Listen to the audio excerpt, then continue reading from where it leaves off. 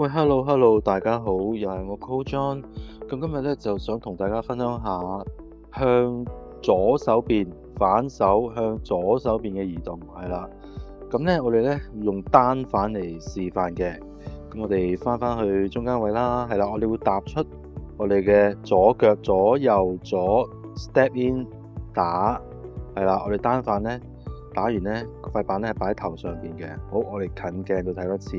左右左，踏多一步向前，拉板打。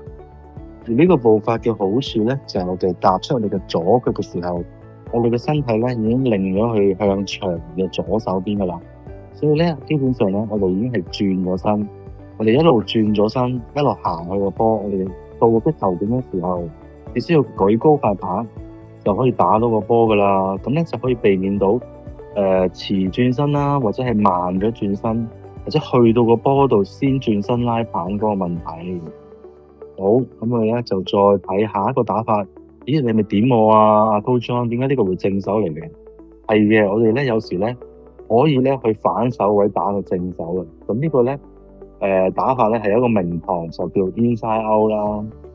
因為咧我哋咧經常咧嘅正手咧係要比個反手係叻少少或者打得好少少嘅。咁我哋咧如果夠時間或者咧係足夠嘅預備咧，我哋咧係真係可以咧行去呢個反手位打一個正手，亦都咧可以出其不意咧殺個對手嘅措手不及嘅。係啦，咁點樣去練習咧？我哋有少少練習啦，就自己拋高個波，走去個波嘅左邊，就打翻個波去右手邊咁樣嘅。我哋睇一次，稍為係啦，拋去左手邊，咁我哋走去個波嘅左手邊打個波，係啦。